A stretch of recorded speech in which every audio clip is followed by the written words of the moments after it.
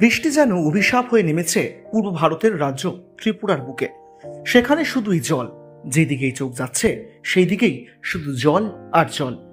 একটানা বৃষ্টি কেড়ে নিয়েছে মানুষের প্রাণ, ঘরহারা হয়েছে হাজার হাজার মানুষ।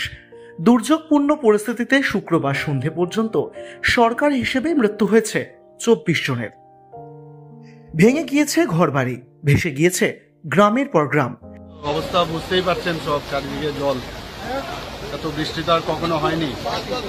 সাউথ ডিস্ট্রিক্টে যা আমার কাছে খবর আছে, প্রায় 375 মিলিমিটারের মতো বৃষ্টিপাত হয়েছে।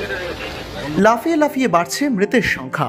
মাথার উপর ছাদ হারিয়ে ত্রাণ শিবিরে আশ্রয় নিতে হয়েছে কয়েক হাজার বাসিন্দাকে। প্রকৃতির রুদ্ররোষের শিকার এবার দেশের উত্তর পূর্বের ত্রিপুরা। বিপদসীমার ওপর দিয়ে বইছে ত্রিপুরার গোমতী, মনু ও মুহুরী সহ একাধিক নদীর জল। দুর্যোগপূর্ণ পরিস্থিতিতে ক্ষতিগ্রস্ত হয়েছেন অন্তত 17 লাখ মানুষ। বিভিন্ন মহাসড়ক, চাষের জমি কার্যত জলের তলায়। ক্ষতিগ্রস্ত হয়েছে প্রচুর ঘরবাড়ি।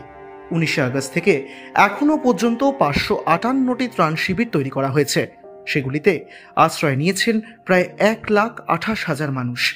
যদিও গত দুদিনে বৃষ্টিপাতের পরিমাণ কিছুটা কমেছে। গোমতী নদী সহ অন্যান্য নদীগুলির জলস্তরও বিপদসীমার নিচে নামতে শুরু করেছে। সরকারিভাবে এখনো পর্যন্ত কিছু না জানানো হলেও প্রাথমিকভাবে অনুমান প্রায় 5,000 কোটি টাকার ক্ষয়ক্ষতি হয়েছে ইতিমধ্যেই। বন্যা কবলিত এলাকা থেকে দুর্গতদের উদ্ধারের জন্য নেমেছে জাতীয় বিপর্যয় মোকাবিলা বাহিনী। এনডিআরএফ এর অন্তত 11টি পৃথক দল বর্তমানে উদ্ধার ও ত্রাণ সামগ্রী পৌঁছিয়ে দেওয়ার কাজ চালাচ্ছে। বন্যা পরিস্থিতি নিয়ে উদ্বিগ্ন ত্রিপুরার মুখ্যমন্ত্রী মানিক সাহা। শুক্রবারই তিনি আকাশপথে বন্যা কবলিত এলাকাগুলি পরিদর্শন করেছেন। শুক্রবারই কেন্দ্রের তরফে ত্রিপুরার বন্যা পরিস্থিতিতে ত্রাণ সামগ্রীর কাজের পরিকাঠামোর জন্য প্রায় 40 কোটি টাকার অগ্রিম বরাদ্দ করা হয়েছে। এখন সাধারণ মানুষের শুধু একটাই অপেক্ষা, কবে বৃষ্টি থামবে, কবে জল নামবে।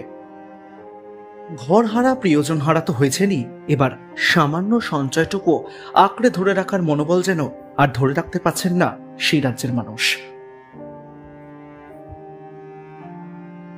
ব্যুরো রিপোর্ট, এক ঝলকে মিডিয়া, ত্রিপুরা।